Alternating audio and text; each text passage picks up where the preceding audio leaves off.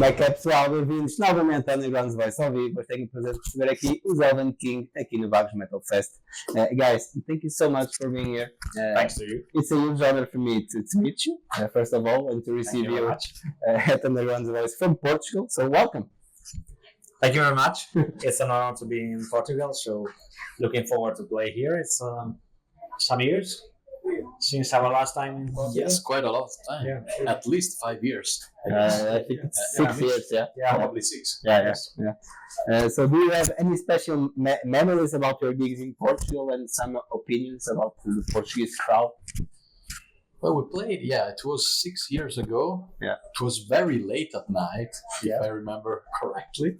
Yeah. But the crowd was great, and I remember the reception was awesome. Yeah. Very loud. A little strange about the time because we are not used to play like It's too late. 1 or 2 a.m. or something like that. But tomorrow it will be a little earlier. Today.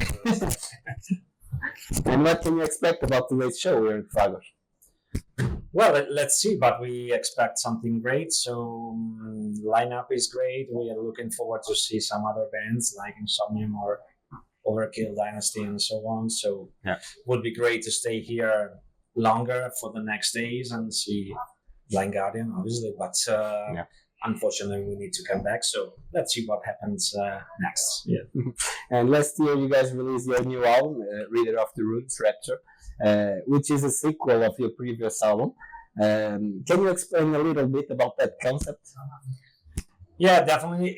This is our first, concept album, and we had the idea to do a concept album since a long time, but we never had the right ideas. Probably, we needed to have something strong in order to make a proper concept album. We are fans, huge fans of the great concept album of the 80s and 90s, like Streets from Sabotage or Crimson Idol by Wasp and so on, and we wanted to have something strong enough, and we never had the right idea to do it.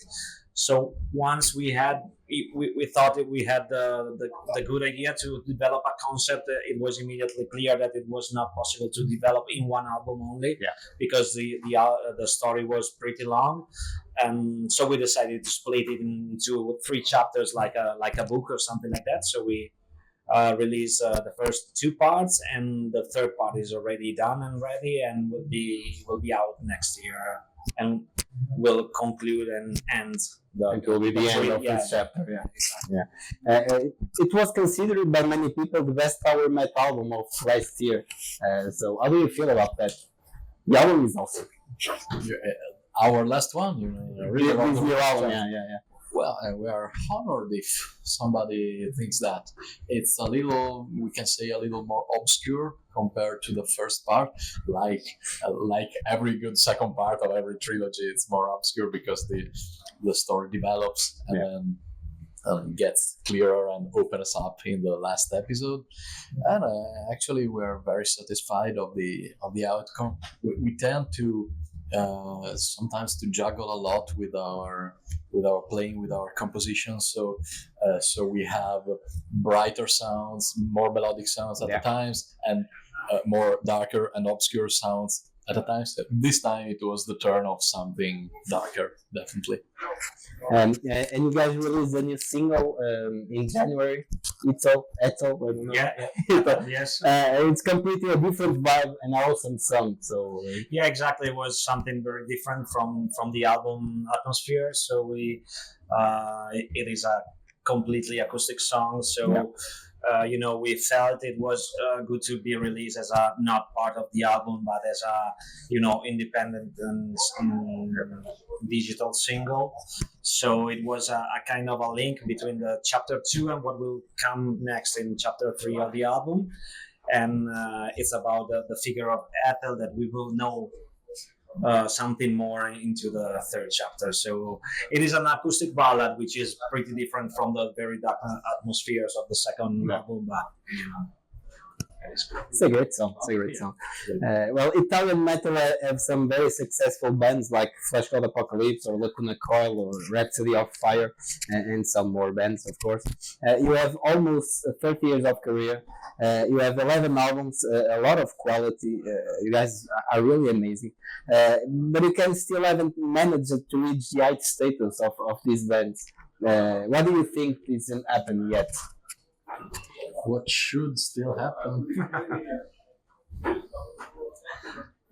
Maybe this is an answer for you. I don't know. Obviously, there are bands like Lacuna Coil and Rhapsody and Fire, obviously, that had a long history, maybe longer than us. I don't know what still missed for us, but we are working on that, obviously. And we basically what in the last few years we noticed that there are a lot of more interest in the band compared to the first years where we're probably we always tend to describe ourselves as one of the first folk metal bands besides Skyclad, obviously, which was a great founder inspiration for us. Obviously, there were Ensiferum also in the beginning of the end of the 90s. We were one of the first band who mixed folk music with metal, and we always had the impression that our journey in this direction was not considered enough, probably. But that's why also in the mid part of our career we kind of experimented a little bit with something different, because we were a little bit we felt that our position into the folk metal scene was not really considered as it could have been. But now we have decided to return to our original sound and go on with that until the end of the band. And let's see what happens. We are just coming back from a very successful US tour, for example, where we didn't expect it to have so many fans in the USA. So things are moving very good for us in the moment. You guys leave the pagan culture, which is a mostly Nordic religion culture, whatever, and you identify as such in Italy, which is an extremely Christian country. And so, how does it work? Yeah, it is true, but we are coming, from a very northern region, close to Austria and Slovenia, with a lot of folklore, with a lot of pagan tradition, with a lot of, somebody can think about Italy like Portugal, maybe a lot of sea and sun and so on. Yeah. We live instead in a very different part of Italy with a lot of mountains and a lot of folklore stories, fairy tales, and a lot of pagan culture. So obviously we have been influenced by that as well, and obviously from all the northern and British backgrounds. Maybe you want to add something? No, I totally agree. I mean, Italy is a patchwork of many different cultures, and coming from the deep northeast, we are really into local folklore, legends. Also, there are a lot of local fairs and festivals, pagan inspired. Also Viking and or barbarian or Celtic culture like that. Yeah. So we also have some kind of local inspiration. Also for where we choose to shoot our videos. Sometimes when we shoot.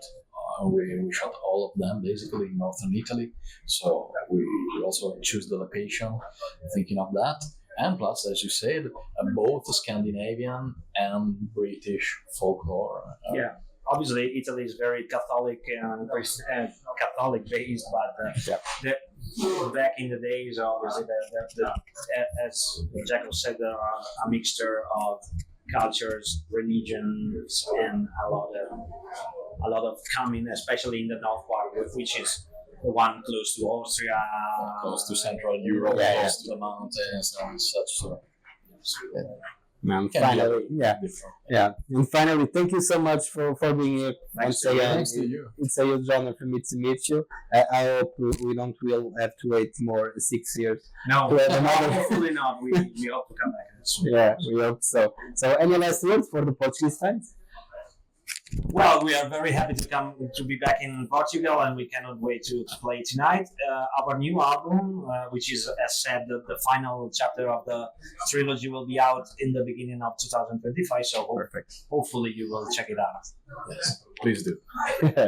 Once again, thank you. Thank you very much. Thanks a lot. Thank you. Thank you. Thank you very much. Malta, Elvenking, Undergrounds Voice, mantenham-se atentos, nós voltamos em breve. Fiquem bem.